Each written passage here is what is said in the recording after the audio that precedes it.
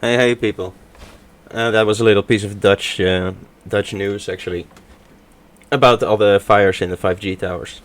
So, with all this 5G madness going on, I wanted to talk a little bit about the actual health effects of 5G and not go into those conspiracy theories too much. Oh. So, because that's that doing being done by more than enough people already. Plus, you run the risk of getting your stuff removed by YouTube, as I had already once. So, but that's no problem. Anyway, the health effects of 5G. There are basically three parties here that are giving their view on things. We of course have the just mentioned conspiracy crowd, which says it causes corona and whatnot. I'm not gonna go into that too much. Then you have, of course, the government and mainstream media, which just claim that it's safe and that they know that it's safe. They say the science backs this up. For instance, that there are studies, which, by the way, cover not 5G but the other connection technologies, saying that there wasn't any brain cancer found, or no rise in brain cancer for the last 20 years. And that's basically how long we've been using it, similar technology. But the problem with that is, and I forget to mention that, is that brain cancer takes a lot of time to develop, usually about 40 years. So those studies don't say that much. So that is basically nonsense. Then we have the scientific community, and they just say they're unsure, and there is evidence to suggest that harm is definitely possible, but just more research is needed.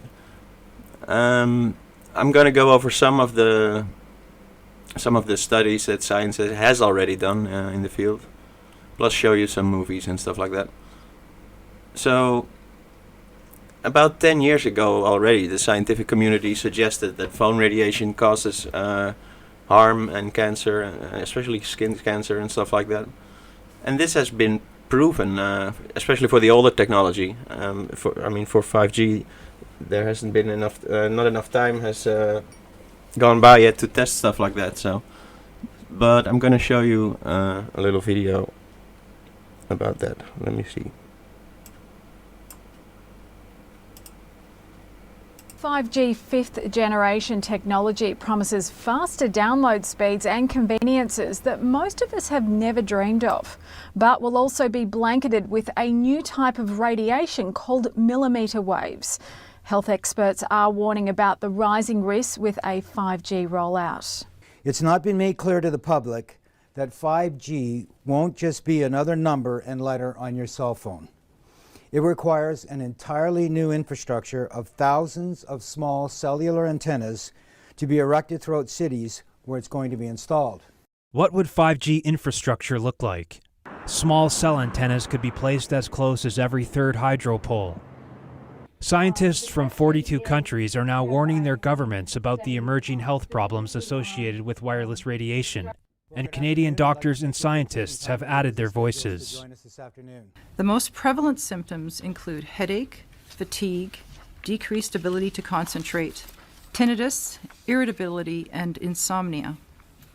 Impacts on the heart and the nervous system are also of great concern. Dr. Rena Bray has been working at the Provincial Environmental Health Clinic for 15 years and seen the number of people suffering adverse effects from electromagnetic exposure rising. We are concerned that the upcoming introduction of 5G will significantly increase the proximity and extent of exposure to microwave radiation in Ontarians. We predict that the number of people who develop the symptoms I just mentioned will rise in the places where 5G is first installed. Dr. Magda Havas is internationally recognized for her research on the biological effects of electromagnetic pollution. She said that at high intensities, these waves cause intense heat and pain because sweat glands on the surface of our skin act like mini antennas. At lower frequencies, scientists are predicting damage to eyes, loss of insect populations which are already declining, antibiotic resistance in bacteria, and physiological effects on the nervous system and on the immune system. Radiation from radio frequencies is classed in the same category of carcinogens as lead. It's 10, One advisor to the World Health Organization said there's enough evidence that if they were to re-evaluate radiofrequency radiation, it would be placed in class 1, i.e. a human carcinogen, and governments could not possibly ignore that. some say the scientific debate about the health effects of microwave radiation is over, but the question remains, can we afford to take this risk? Medical doctors are requesting delayed deployment until testing can be conducted on the long-term biological effects of 5G technology. Now, it's amazing that this kind of stuff is just held from us. You hardly see it on TV. Well, Australia here then, but they're kind of outside of that whole game. And you heard what the doctor said. I mean, it's just not known yet, and what is known isn't good, so to say. And it was striking, I thought, the symptoms the woman mentioned in relation to 5G and how they would start first, where the technology would be rolled out first, which is what kind of happened in Wuhan too, of course. Although those symptoms are kind of different than what she mentioned, and well, we just don't know.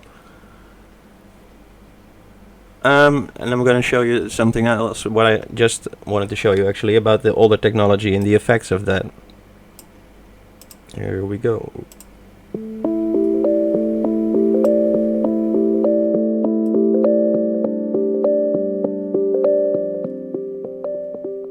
Good evening, ladies and gentlemen.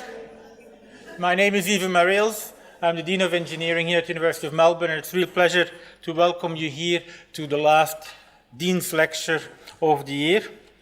Today's lecture is sponsored across the Faculty of Science, Faculty of Medicine, and Faculty of Engineering because of its topic.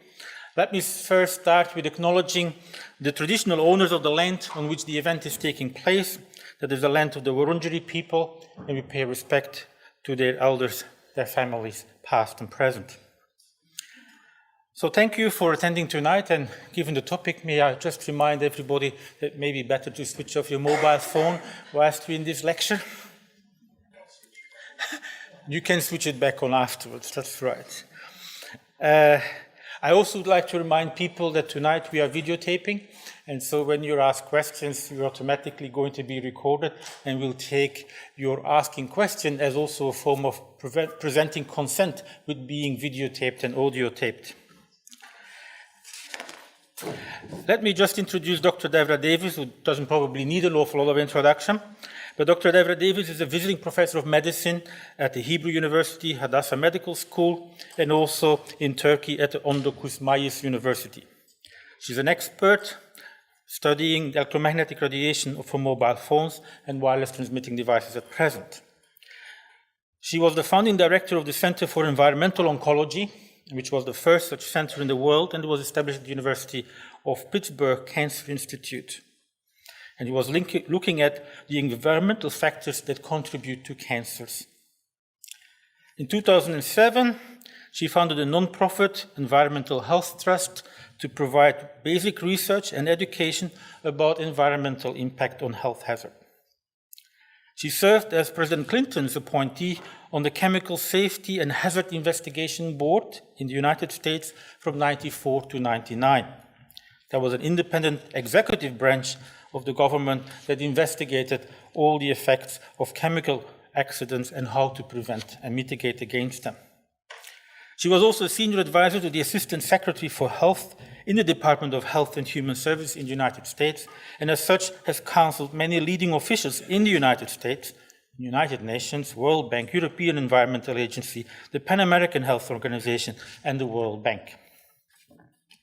She holds a Bachelor of Science in Psychology, a Master of Arts in Sociology. She has a PhD in Science from the University of Chicago, and she has a Master of Public Health in Epidemiology Wow, talk about from an introduction. Hopkins University. A lot of degrees.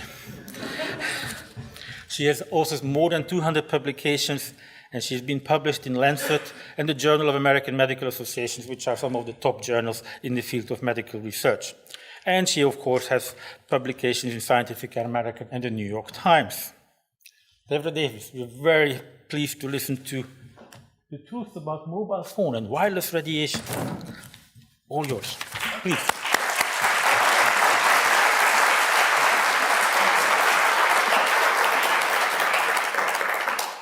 Thank you very much, Dean Mariels. I'm honored to be here. It's a privilege to see so many of you. I must say I'm thrilled to be at this great university, which has a tradition of open and democratic discussion, and I look forward to having a frank and full conversation, as we say in the diplomatic world. Because the issue I'm going to talk with you about is That remark there gets a isn't whole new one meaning now. truth, of course. Truth is a relative term. At one point, the truth was the world was flat. When we talk about truth in science, of course, it's always relative. But there are now more than 6 billion cell phones in the world today, 8 billion wireless transmitting devices, more than 50 billion are anticipated to form the Internet of Things, and we have to recognize that we don't know a lot about the public health and environmental effects of this form of radiation. You've mentioned some of my career. I won't go through this in any great detail, but I would say to you that probably the most important thing I did, and I see many people in this room aren't even old enough to remember it, but a long time ago, you used to have smoke on airplanes. People could smoke tobacco on airplanes. And I was involved as a young scientist in the committee that actually reviewed the data and recommended that there be no smoking on airplanes. You may be shocked to hear that it was even a question for science at the time, but it was. And when I look at what we know now about mobile phone radiation, I see some very interesting similarities, because there were a lot of questions that were raised about the safety of tobacco on airplanes. And they were, in fact, legitimate questions, things we did not know. There are a lot of important questions to be asked about mobile phone radiation today, without any doubt. But the reality is we're not asking those questions. And with the exception of some researchers here and elsewhere, very little new research is being done in this field. So it's a thrill to be here, because Australia has been a leader in research in the field of electrical engineering and its applications to medicine, doing some of the most exciting work in the world and funded by institutions around the world, including the US Department of Defense. And I've worked at some of the top institutions in the world in science, and so when I first thought there could be something wrong with mobile phones, I actually owned 3 phones at the time. I own 2 now. And everybody has to downsize a bit. And I didn't believe there was a problem, and I thought if there were a problem, I would know about it, because of course I knew all about what was important in science. Well, I was wrong. I liked the fact that I could call people or actually send them messages and expect an answer at all hours of the day, and found it kind of fun in the beginning. And when somebody said to me there could be a problem with this with our health, I said, oh, don't be ridiculous. If there was a problem, I'd know about it. Well, I was wrong. And what I now know is that information is being sent to people routinely to give them safety information. I'm going to ask you to help me out here by looking at how many of you have an iPhone. Now, I assume you didn't all turn them off. So, for those of you who have an iPhone, would you raise your hand again? I'd like you to share with your colleagues. So please go to the settings on your phone, all right? Please take a moment and nod when you've got there. All right? And be prepared to share, all right? Go to settings on the phone. Got there? All right. Now, get to settings. Now go to about. I'm sorry, you have to go to general first. There's a mistake here. You have to go to general. All right? Under general, under settings. Then go to about, which is at the top. You got there? About, yes? Okay. Now you have to scroll all the way down to something you don't normally see, called legal. Older people and their phones. All right. Now click on RF exposure. Now you can read it later, but it's basically telling you that you need to know that you cannot keep the phone directly next to your body without exceeding the as-tested exposure guidelines. And by the way, the iPhone does it. I happen to know how to find it on the iPhone. I'm just learning the Android system myself. But all smartphones come with some information that basically says, don't keep the phone in your pocket or you will exceed the as-tested exposure guidelines. Now, how many of you knew that before today? Well, This is a very well-informed Not only that, audience it relative also to says others. to keep it like 2 inches from your head when you're I calling. want to thank Telstra because they actually are For a long now time giving already people this that, information. that is And by actually the way, they're one of mandatory. the first telecom companies in the world to do this. So I actually think it's a good thing. They're sending this message. How many of you have seen it?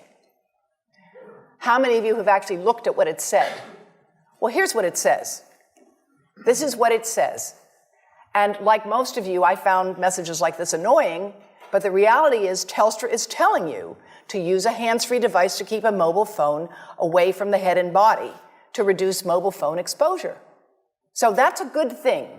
But on the other hand, I think that we all need to do better to give people information so that you have knowledge about how to reduce exposure. And I'm going to explain to you why we need to reduce exposure. Let's go back to almost 20 years ago when standards for cell phones were first set up.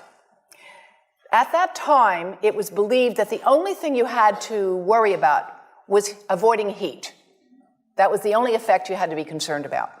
And so they employed the head of a very large person, a 220-pound male, who was at the top 98th percentile of military recruits in 1989 in the United States.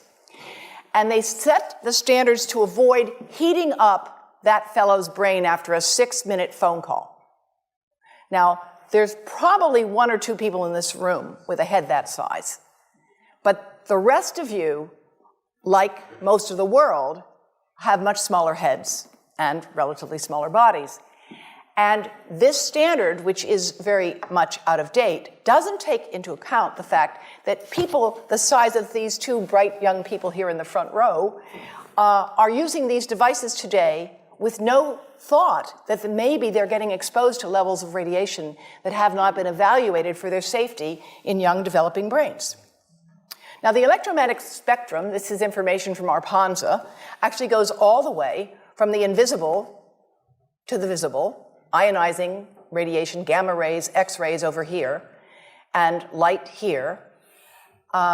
This is from ARPANSA. You will see here they say FM radio, microwave oven, radiant heat.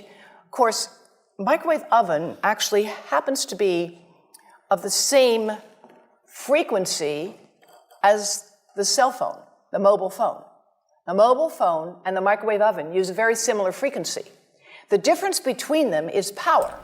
Wi-Fi actually is the same frequency. The microwave oven is 1,000 watts. And of course, that's power that can heat up a cup of water in maybe 60 seconds. The microwave oven, the mobile phone, the cordless phone, the Wi-Fi monitor, the baby monitor, they all use the same frequency. They differ in power. They also differ because mobile phones and Wi-Fi devices emit pulsed microwave radiation. It's the pulse, not the power, that appears to be biologically most important. The pulse that is erratic and irregular, like... Now that's an important bit of info. For thousands of minutes a month, for dozens of hours a week, over a lifetime, that irregular pulsed signal may be much more biologically important. And in fact, the continuous wave signals have a lot of therapeutic effects as are being applied in medicine today. This visualization from my colleague at the University of Athens shows you the variation in frequency, in amplitude, in pulse. All of these variables and the amount of waves per time frame is properties a signal increased dramatically, of course, with and 5G. how it can affect a biological system. This is just to show you what happens in a 4-second mobile phone call. This is power density indicated here. And of course, a phone is on standby, it's not doing too much, but 900 times a minute it's looking for a signal. It says to the tower, "Where are you? Here I am. Where are you? Here I am." It's smart. That's how it's supposed to do. Now, when the phone rings, the worst time for you to put a phone right next to your head is when you answer it and say hello, because it's smart and it goes to max power. They're programmed to do that. Max power. Now, it's going to go to max power. You're going to listen, and then it will go up and down and up and down. And again, it's that variation, it's the delta, it's the cumulative integrative dose under the curve over a lifetime of exposure that looks to be biologically important. Now, exposure is a kind of funny thing. There's a rather widely distributed paper by Ken Foster and C.K. Cho that said that the exposure of an adult and the exposure of a child is identical, and therefore there's no real difference in how the radiation might be affecting them. Well, let me explain something by showing off my daughter and my granddaughter. My granddaughter is a very light-skinned, red-haired, blue-eyed child. Her skin is very sensitive. My daughter is darker-haired like I am. If they have sunscreen on, they still will get a different dose of ultraviolet light, even though they have the same exposure. Because the exposure may be uniform, but the amount they will absorb differs because the properties of the skin, the property of the eye, the thinness of the skin, and a number of other variables. And those same things are relevant when it comes to thinking about cell phone radiation. Now, way back in the dark ages, when the standards were developed, two-dimensional modeling showed that children and smaller adults might absorb more radiation than larger adults. And this was scalar modeling that has now been superseded, done by Om Gandhi in 1996. Interestingly, and this is why I'm really delighted to be here, Dean, when he did this work in 1996, he was working with support from Motorola and the Department of Defense. And after he published this, he lost all his funding. That's why I'm really happy when you told me that Australia is not America. Because I think you have an opportunity to do something here in this great country. You have a tradition of independence in science and in this country that we do not have, unfortunately, on this issue in the United States. So Professor Gandhi, with whom I'm collaborating now, updated his work in 2002, here showing you that a smaller adult head here, you see the amount of exposure is quite similar, but because the head is smaller, it will absorb proportionally more. More recently, we have been working with colleagues at Porto Alegre with Environmental Health Trust, and we have developed three-dimensional modeling with anatomically based models using MRI to create the models with 1 millimeter voxels. And what we have done is to show the difference in radiation dose in heads of different ages and sizes.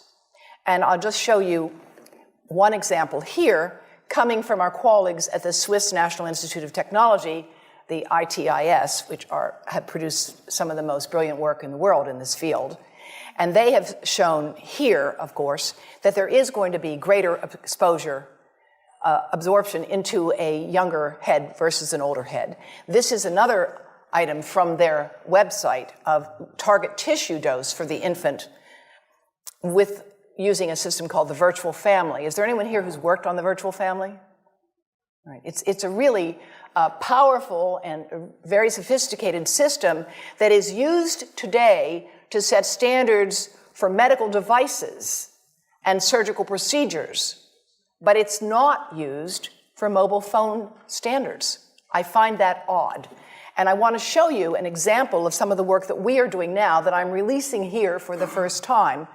And this is a modeled microwave radiation dose of a 6-year-old with greater levels to the frontal and temporal lobes, eyes and cheek. And watch this here. Now, yellow, white, and red are the hottest, all right? And if you look carefully, you will see it's going into the eye, the nose. Do it again, just so you'll get to see it. And partly into the brainstem. Now, that's just showing you that there's going to be some exposure into that area of a young head. It doesn't tell you that there's any biological effect, right? Now, the next slide is going to show you something that might be of interest to students and faculty here. And that has to do with exposure to the reproductive organs. We call them the gonads. I think you say the testicles, and bone marrow. And look here at the radiation as it gets into the groin area. And that's just from having a mobile phone modeled into the pocket. And this, again, is based on normalized SAR with a dipole antenna. And there are many different variables you can alter in coming up with this kind of simulation, right? The number of antenna, whether it's GSM, CDMA, whether it's simultaneously operating only one antenna or more than one. But we believe that this is the kind of work that needs to be done and that this institution might be in a position to do it. And my colleagues from Brazil would be happy to share with you the modeling that we have done to date to generate this. But based on this work and other studies that have been done around the world, the United States magazine Consumer Reports recently recommended that nobody keep a phone in their pocket. Nobody. And in fact, if phones were tested in pockets, they would exceed the as-tested exposure guidelines, which is why Telstra has recently issued that advice. Now, when it comes to pregnancy, we're working with Yale University and more than 100 physicians and experts in the United States and around the world who are specialists in pregnancy. And we have been modeling exposure to the head at the end of pregnancy. And at the end of pregnancy, when of course the head, as any woman here knows, is right at the surface, if you're lucky it's at the surface and it's not facing the spine, then you can get the greatest exposure because of course the skin is completely permeable to this radiation exposure. And that's why we've developed the Baby Safe project with colleagues at Yale to advise pregnant women to protect their abdomens from mobile phone radiation, as well as from iPads, which I should add, iPads and other devices are called tablets because they belong on tables. They are tested 20 centimeters away from that big guy that I showed you before. 20 centimeters away. They are not approved to be held in the laps of little children, although millions of kids are having them now in schools because the people involved in educational technology and those involved in public health research are not talking to one another. Because if they were, they would understand that you're giving children a two-way microwave radiating device, and if you must give them such a device for learning purposes, put it on airplane mode so that it's not sending and receiving signals as it does otherwise. Now, this is some new modeling, again, that we've developed with colleagues in Brazil, and we can share with you how we've done it. We first start out with the MRI and create the model with 1 millimeter voxels, and this is quite a bit of work goes into creating this, and here is what it looks like after a period of 6 minutes. That's really not as bad as it might look because you see the red area only gets partway through the eye of the adult, right? The one that we're really concerned about is this one with the young child. And this is a 3-year-old brain that we modeled. And you see that by the end of that 6-minute call, the peak radiation, yellow and red, is getting all the way into almost both eyes. And again, this is one call, and it's not going to kill anybody. It may not cause any biological effect whatsoever for 1 call or 2 calls or 3 calls. But the question is, what's the cumulative impact of this kind of exposure? How do we evaluate it? How do we study it? The problem we face is that right now, we're in the midst of an experiment on my grandchildren and your children, and we don't have anybody to compare them with. We don't have a control group in science. When you are given a drug, it's usually been studied where some people get the drug and some people don't get the drug, and they're called the controls. And then you see whether or not those who got the drug are healthier than those who did not. And when you get results, you can conclude, if there is a difference between the exposed and the control group, that your drug has worked. Well, when it comes to mobile phone radiation, we've lost our ability to have a true control group. Even now with young children, more than half of young children today have access to these devices, And I read this morning in The Age that something like 13% of children age 2 can order their own apps. I mean, I find it hard to imagine how a parent would give a child age 2 a device which was allowing them to order their own app. So, where are we with respect to research on infants, toddlers, and young children and pregnancy? Well, there's almost no research underway, which again is why I'm delighted to be here to talk with you about what could be developed. Believe it or not, this is the iPotty. Now, this is not a joke. I have actually talked to grandmothers, I'm one of them. My grandchildren did not have an iPotty, I promise you. Their father sometimes acts like he did. A lot of people today take devices into the bathroom all the time, but there are actually young children who will not go to the potty without their iPad. Does anybody know anybody like that? Any kids? Yes. Is that amazing? And nobody's even thinking about this as what it might mean for radiation exposure. Pretty bad Parent idea, Magazine actually. called the iPad the best babysitter. I mean, if you need an iPad for a babysitter, you need to rethink having children. I understand giving cranky children something to distract them on a long car trip. But please, put it on airplane mode. Don't think that you're doing something good for your child if you hand them a device and it's a two-way microwave radio. Now, I want to show you something that you may find hard to believe, but of course, anybody who's been around babies lately knows that this is what they do with anything you give them. That's how they learn things. They put them in their mouths. But this is something that you have to watch to believe it.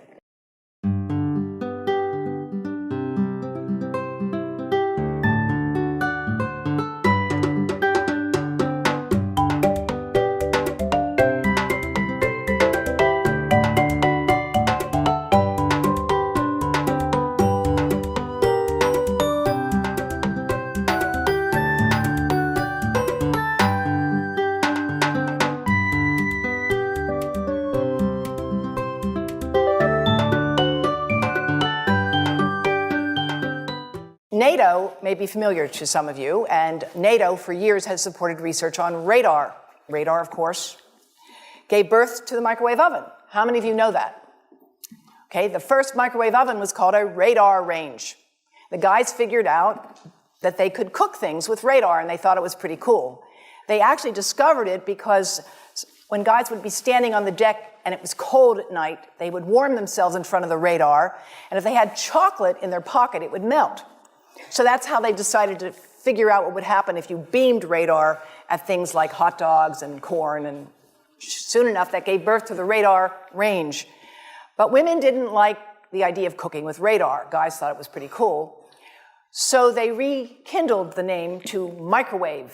It sounded dainty and more palatable. And nowadays a microwave oven is a staple around the world.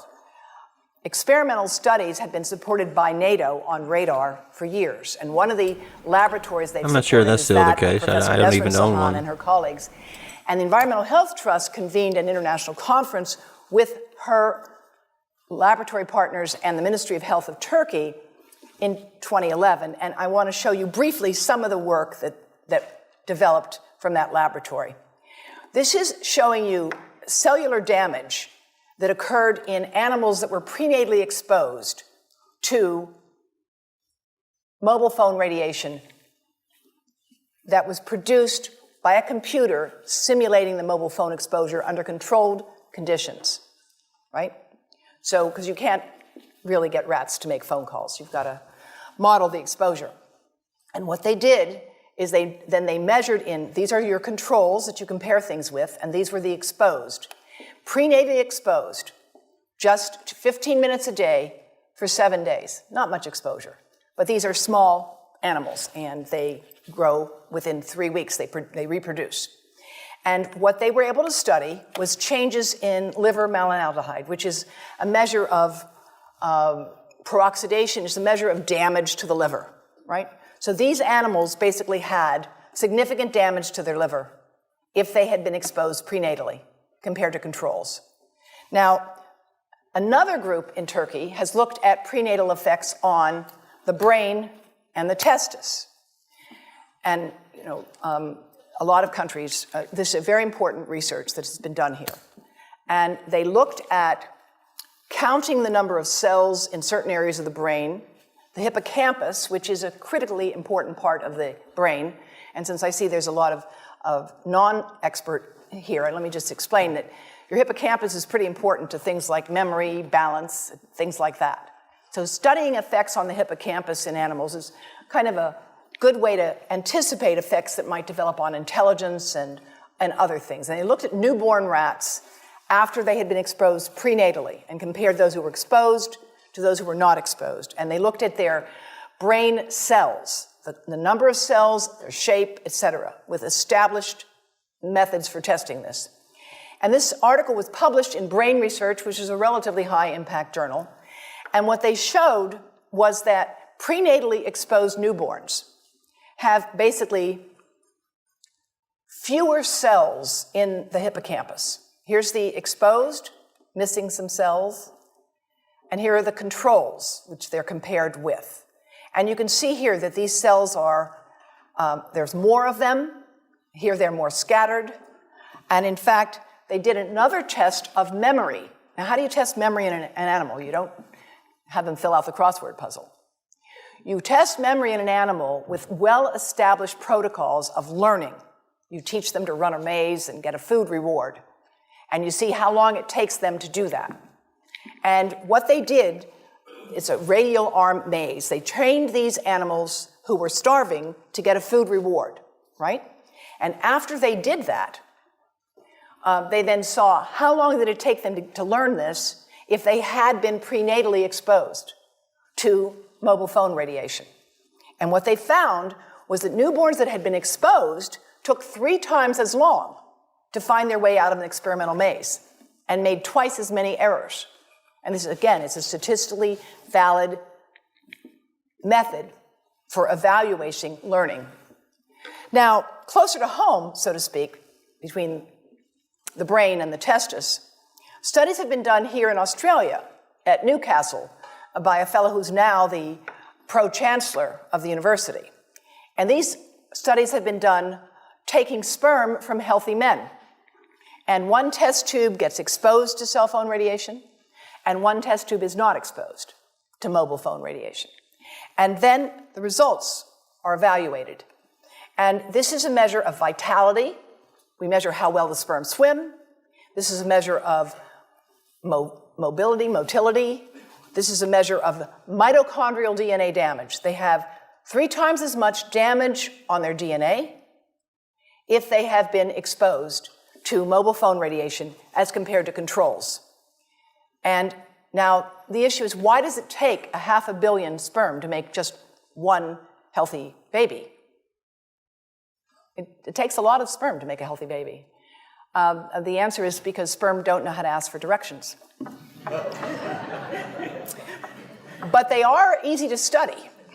And these research has been done in India, in the United States, at the Cleveland Clinic, and around the world. So many different studies have been done on sperm damage associated with mobile phone radiation that in the 7th edition of the textbook Biostatistics in Medicine, Stanton Glantz concludes that the evidence linking mobile phone radiation to sperm damage is causal, meaning there clearly is a cause of damage to sperm from mobile phone radiation.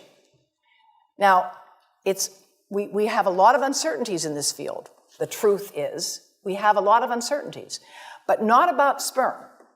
There, the evidence has become rather strong, and it's become clear, so clear that the Indian government has issued warnings about this, that clinics that deal with reproductive problems are routinely advising young men to get those phones out of their pockets, recognizing that this is a hidden hazard to healthy reproduction. This is the data from the Cleveland Clinic showing that men who keep cell phones in their pockets the longest have the lowest sperm count. And again, there are many other studies with similar results. So we can debate legitimately the question of brain cancer, and I would welcome an open and honest debate about that question. But when it comes to issues like this, there really is not much to debate. And it's interesting that the research on this issue comes from people who are expert in male fertility, who started to treat men at infertility clinics and noticed that this was a major contributor to their fertility problems. Now, experimental studies have been done also in India to confirm this kind of damage, not just looking at prenatal exposure or early life exposure, but taking middle-aged rats, 70-day-old male rats, that's middle age for a rat, and exposing them 2 hours a day for 45 days to a computer-generated mobile phone signal. And those results show lower testosterone, which is a very important hormone for a male. Men and women both have testosterone, men just need a lot more of it. And also increases of DNA damage as measured by certain enzymes, and the offspring had lower fertility. And this is just to show you, this is a normal testis. You see the boundaries, the cell wall, it looks very nice. And this is after microwave radiation exposure. So there are some pretty stunning images that have been generated in the basic biology literature when it comes to these kinds of effects. Now, the breast. The breast is mostly fat, contains a lot of fluid. Things that contain fat and fluid cook faster in the microwave oven. These are some pretty extreme results as well. A cell phone can't cook anything. Just have a look. All right? Mobile phones do not pop popcorn. That was a fraud. They don't make any heat that we know of, otherwise they wouldn't be permitted. But they do go through things that contain fat and fluid.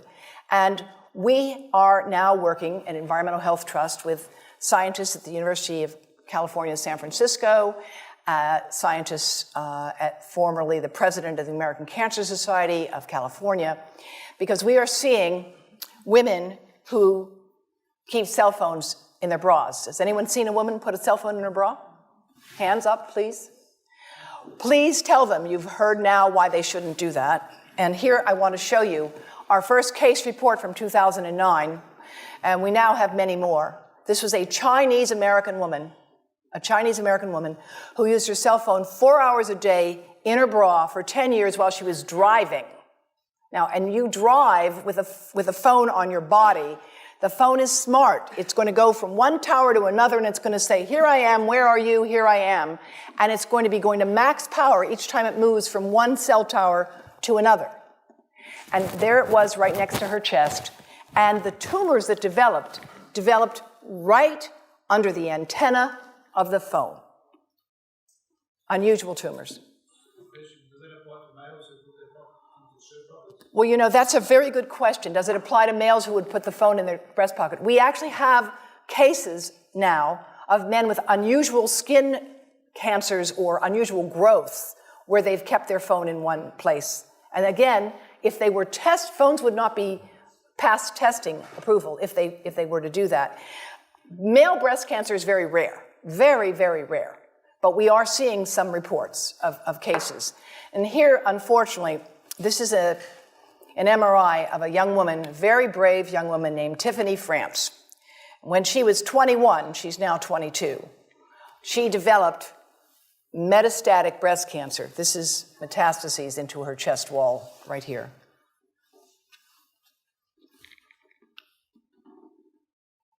And this outlined the phone.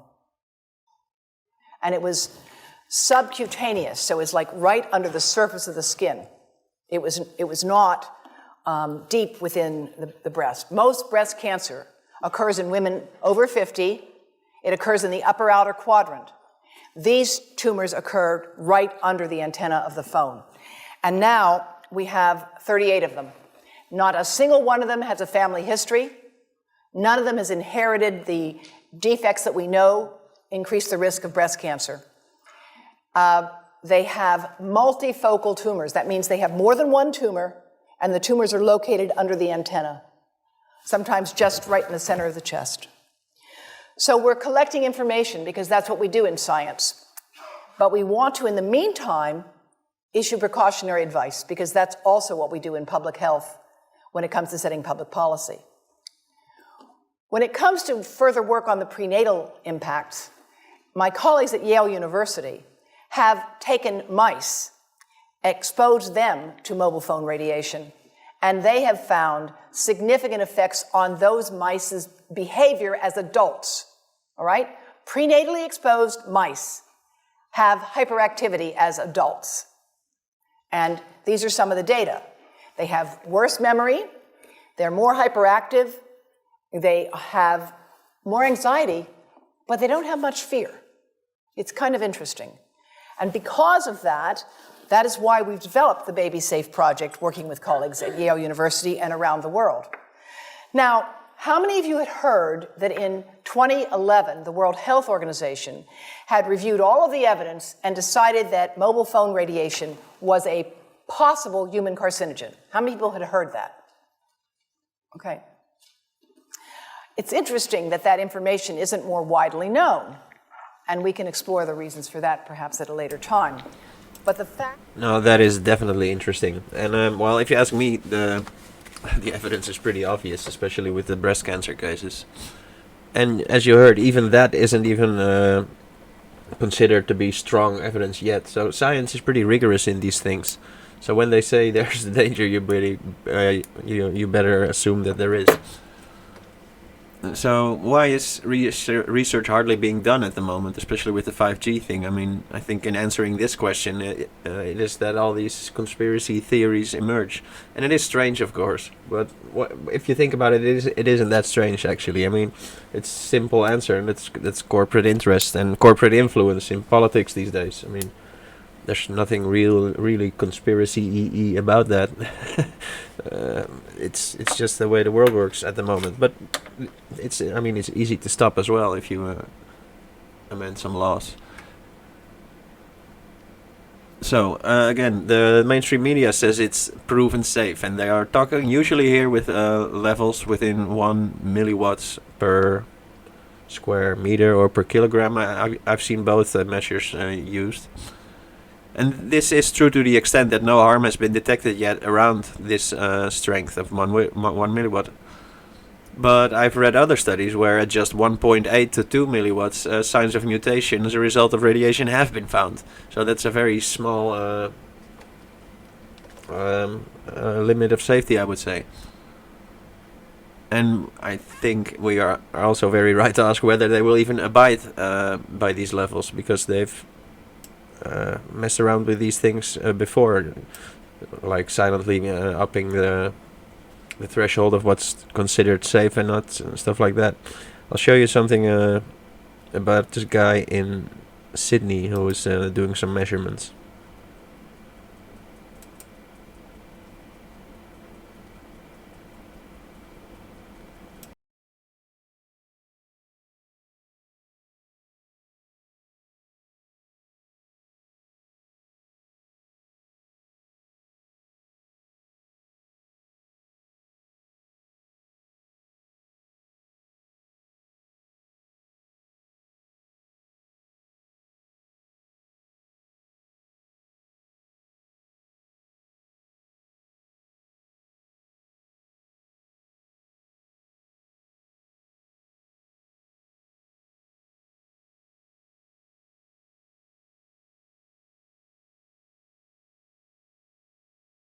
Now especially take a look at the measurements in the bottom part of his screen.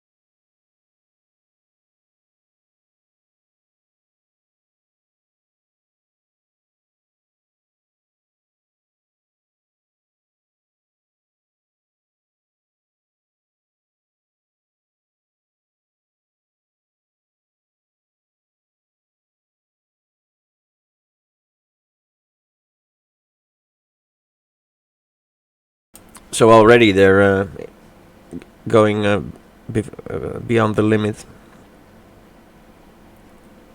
Whoa. Okay, major deja vu here.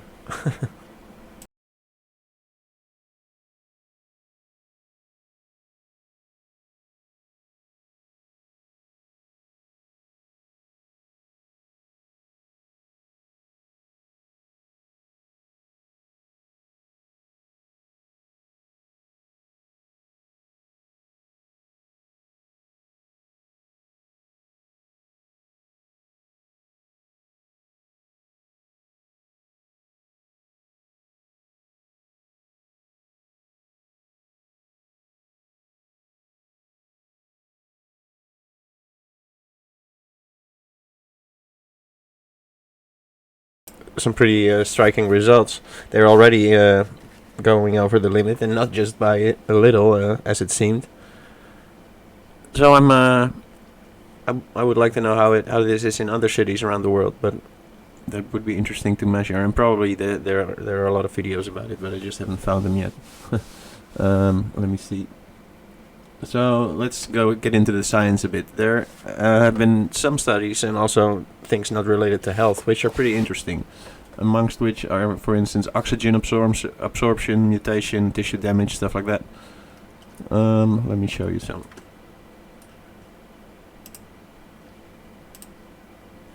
So here we have one of those studies. We'll read the abstract. The spread of radio frequency electromagnetic fields is rising and health effects are still under investigation. RF EMF promote oxidative stress, a condition involved in cancer onset, in several acute and chronic diseases and in vascular homeostasis. Although some evidences are still controversial, the World Health Organization classified RF EMF as possible carcinogenic to humans, and more recent studies suggested reproductive, metabolic and neurological effects of RF EMF, which are also able to alter bacterial antibiotic resistance. In this evolving scenario, although the biological effects of 5G communication systems are very scarcely investigated, an international action plan for the development of 5G networks has started, with a forthcoming increment in devices and density of small cells, and with the future use of millimeter waves. Preliminary observations showed that millimeter waves increase skin temperature, alter gene expression, promote cellular proliferation, and synthesis of proteins linked with oxidative stress, inflammatory and metabolic processes, could generate ocular damages, affect neuromuscular dynamics, and that's it. Well, that's a lot actually. Further studies are needed to do better and independently explore the health effects of RF EMF in general and of millimeter waves in particular. However, available findings seem sufficient to demonstrate the existence of biomedical effects, to invoke the precautionary principle, to define exposed subjects as potentially vulnerable, and to revise existing limits. An adequate knowledge of pathophysiological mechanisms linking RF EMF exposure to health risks should also be useful in the current clinical practice, in particular in consideration of evidences pointing to extrinsic factors as heavy contributors to cancer risk and to the progressive epidemiological growth of non-communicable diseases. So that already shows and mentions a lot of potential risks, or potential already defined in a way. And especially these millimeter waves are of special interest. I mean, as you could hear the woman in the previous video say, it's these changes in strength that are of biggest influence, and in millimeter waves, of course, there are way more changes in this field per time frame. So the risk should go up, one would suspect. Now there's another study here on the whole genome expression in human keratinocyte cells, so that's in your skin, and it's specifically to 60 gigahertz radiation, so what 5G will be or is. The main purpose of this study is to investigate potential responses of skin cells to millimeter wave radiation, increasingly used in the wireless technologies. Primary human skin cells were exposed for 1, 6 or 24 hours to 60.4 gigahertz with an average incident power density of 1.8 milliwatts per centimeter 2. Oh, that was what they used. and an average specific absorption rate of 42.4 watts per kilogram. A large-scale analysis was performed to determine whether these exposures could affect the gene expression. Gene expression microarrays containing over 41,000 unique human transcript probe sets were used, and data obtained for sham and exposed cells were compared. So that's basically petri dishes with some cells in them. No significant differences in gene expression was observed when gene expression values were subjected to a stringent statistical analysis such as Benjamini-Hochberg. However, when the t-test was employed to analysis microarray data, 130 transcripts were found to be potentially modulated after exposure. So that basically means that 130 of those cell cultures were modulated after exposure, depending on what statistical test you were using. To further quantitatively analyze these pre-selected transcripts, real-time PCR was performed on 24 genes with the best combination of high fold change and low p-value. 5 of them, well, I'll spare you which ones, were confirmed as differentially expressed after 6 hours of exposure. To the best of our knowledge, this is the first large-scale study reporting on potential gene expression modification associated with millimeter wave radiation used in wireless communication applications. Well, that's pretty extreme, if you ask me. So, where gene modulation is concerned, it seems 5G definitely has an effect there. And I mean, 1.8 milliwatts isn't that much more than the promised 1 milliwatt that they would use. Although I severely doubt that they will keep to that limit. No, here's something else. It's not even from the health field, but more from RF, radio frequency stuff. It seems that 60 gigahertz waves are absorbed, basically, or the radiation is absorbed by oxygen. That happens to all radiation, but especially when it's at 60.4 gigahertz, more than 98%, here you can see, of the transmitted energy was absorbed by atmospheric oxygen. While oxygen absorption at 60 gigahertz severely limits range, well, that's more about the range of 5G and stuff like that. But, I mean, knowing this, the whole connection to corona isn't even so far-fetched as it sounds when you first hear it. I mean, did you know, for instance, that every major epidemic was preceded by a couple of months by an update in the radio network for the past 150 years? First there was radio, of course, then there was radar, then there were satellites, etc., etc. In addition, Wuhan, for instance, is also the first city where 5G was adopted last year. And I don't know, when something seems too coincidental, it usually is. I'll show you some more information on this epidemic proof. It's by a doctor, an MD called Stephen Cohen. He's been in the news recently, or actually they tried to avoid putting him on the news. But let me see, where is that? There we are.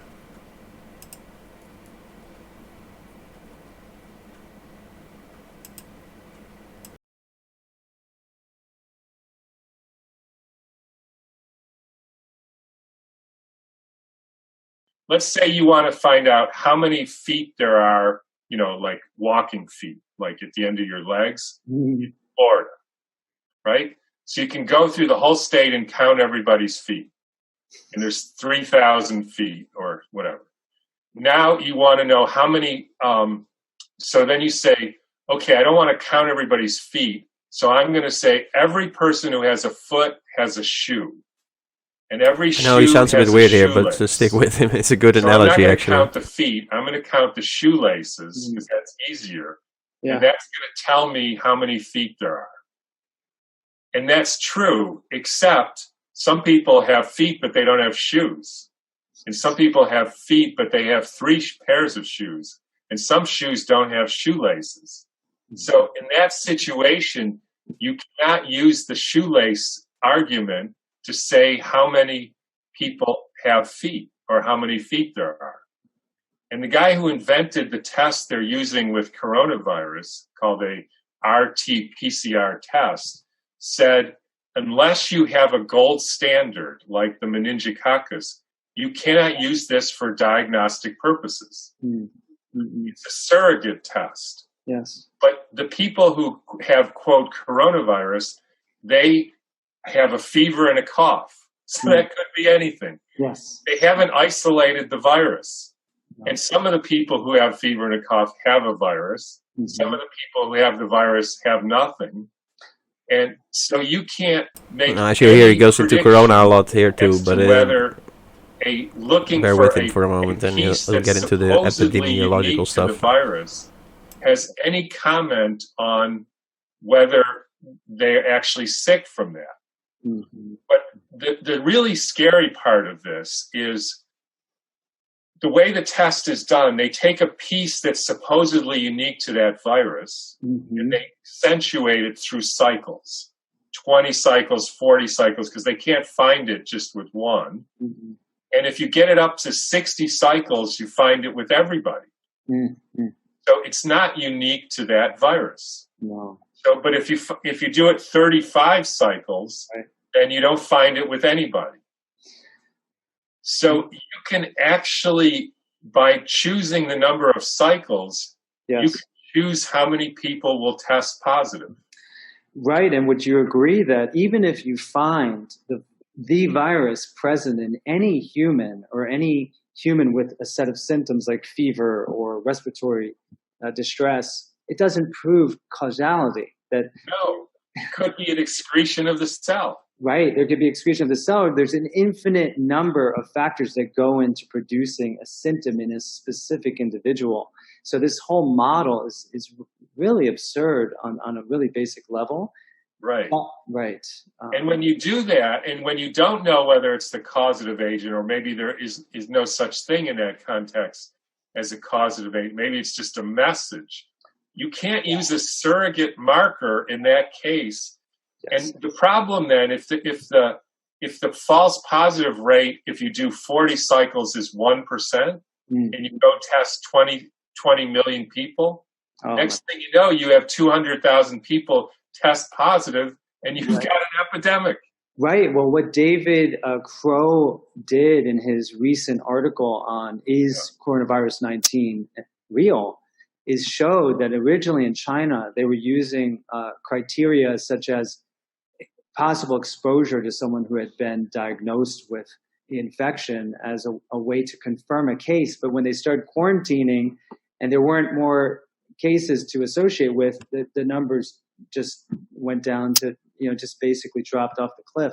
So it's all been through, just completely non-evidence-based criteria that they've been identifying, and the virome and metagenomic studies of just the human guts and even the blood are showing that many of these deadly viruses, so to speak, like flu and coronavirus and herpes viruses, are actually naturally present. They're part of our fundamental makeup, and therefore this concept. I was going to write this article about how, should we be concerned about a weaponized germ? Because I think there's legitimate history to show that yes, there are these secure facilities that ostensibly to protect against biowarfare have developed these strains. But I think it's more weaponized germ theory that we are most concerned about as a geopolitical control system, because of what we're seeing already with forced quarantines. I mean, we're looking at now Spain and France and Italy, and potentially soon the U.S. will be on house arrest with the National Guard outside with guns. And that's really something that I think people need to understand, that this isn't just an academic discussion. Actually, when you really look down into this, like we are doing with these testing methodologies, there's very little evidence there at all that they work. Yeah, and you can manipulate the numbers to get more false positives, and then you have an epidemic, and then you can give people a vaccine, and then you can lower the numbers, and then see you got rid of the epidemic, and all you did was change the number of cycles that you went through, and you'll change the numbers. Absolutely. When I explain this to people, at least my view, I try to give people an imagination of this. And the two that I came up with is, because we're talking about there are people who are getting sick, and they do have degenerative cells, right? Their cells are degenerating, and they're showing more DNA than they probably should, pooping out of their cells, right? The question then is, what's poisoning them? Well, this is such an important point you're making, because when you look at, for example, conventional, standard. Yeah, when the cell is poisoned, it excretes influenza, pieces of they're RNA. using Tamiflu, which is a chemical that has profound iatrogenic consequences, many of which overlap with cardiorespiratory failure, which is primary, diagnosis of death from this, quote, type of viral exposure. So what you're looking at is, with the introduction now, fast tracking and approval of HIV drugs for this pandemic, is we're going to start to see that the poisoning they lay on top of an original chronic poisoning is going to be associated with a invisible germ called coronavirus. So it's right. We're going to see this potential poisoned, and then they die, and who knows if it's because they were sick or because they got poisoned twice. Yeah, and then I think also when you have these scary Ebola-like outfits and you have this theater, this political theater, we also have the bone pointing concept, which is like a shaman in some, ancient culture pointing a bone at a member of the tribe and saying, you'll die tomorrow, you're cursed.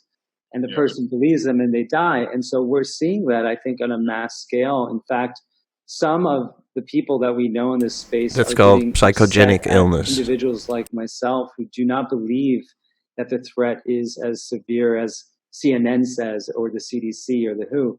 And they're starting to attack individuals who aren't afraid, because it's almost like there's a dehumanization process at play that is more concerning than any virus would ever be. Yeah. Well, I think, again, a lot of this is speculation because we don't know. At least I don't know. But I have a feeling, based on my understanding of the history of flu pandemics, that they're all associated with an increase in electrification of the Earth. And there's something about a new electromagnetic field exposure that actually deteriorates the DNA and causes this excessive budding, which we call viruses. And that is actually a big problem. Wow. Like, we have a problem. Yes. And we see people who are deteriorated, and they started it in Wuhan and on this cruise ship. Mm-hmm. And I think that this story was partly a kind of, it's a little bit like the Patsy thing. Mm-hmm. We know this is going to happen. We know that whenever we roll out radio waves and radar, and there's a flu epidemic. It's not a viral flu. It's a poisoning of the DNA. In particular, for whatever reason, the deterioration of the DNA in the cell from an electromagnetic field exposure that you're not used to makes you look like you have a viral infection. And I mean, again, I don't have all the answers or the facts here, but my guess is we do have a problem. Yes. But it's the who put some shit in the water problem. Yeah. In this case, it's not the water, it's the electromagnetic field of the Earth, and somebody just recently put some heavy shit in our water, our field. We know that at 60 gigahertz, the oxygen molecule, it absorbs 98% of the radiation. Yeah. So, clearly like I like to explain to people that their microwaves emit 2.4 gigahertz or 2.45 gigahertz waveforms. That's the Bluetooth standard. That's what Wi-Fi is on. The same wavelengths that we cook food by heating the water molecules are being used in these devices. So it doesn't take a big leap in logic to assume that's going to affect our constitution. 99% of the molecules by number are water, as of course we know. There's this notion that biomass of the cell is really an epiphenomena, right? The cell is an electromagnetic entity. It definitely is. And if we're honest, looking at this fact that oxygen absorbs 98% of the radiation at 60.4 gigahertz, then this whole possible connection to respiratory problems isn't that far-fetched in my opinion, and it definitely needs to be investigated, and maybe it probably already has been, but we were just not told the results because, well, that's obvious. So, and add to this the whole Wuhan connection, as the guy also mentioned. I don't know, it's too coincidental, if you ask me. And as I mentioned, mass psychogenic illness is also a possibility that it at least contributes to what we're seeing, because it's basically mass hysteria, psychogenic illness. So seeing or hearing about a certain illness will make you feel those symptoms. That's a pretty well-established fact. So in conclusion, I mean, in all probability, does 5G cause harm? I think yes, it does. That's pretty obvious if you look at these results we've seen so far. And maybe not at the promised levels, although they only tested that on the short term. No long-term studies have been done yet. So and that's needed to really rule that out. And at just slightly higher levels, dangers do arise. So, and this is scientific fact. Together with the censorship we've been experiencing lately on YouTube and Facebook, and well, probably on the news just as well, I think we need to be vigilant as a people, vigilant of our government, and aware that it is our consent that enables them to govern, and it only requires us to withdraw this consent to bring them down. And I'm not saying it's at that point yet, nowhere near, but we just need to keep our eyes wide open at the moment. I think that's quite important. Now I think I'm gonna leave it at that for today. Next episode, regular programming, episode 36, will be another evidence for extraterrestrials, and it will probably air next Friday. Until then, love y'all, take care of each other, and bye bye.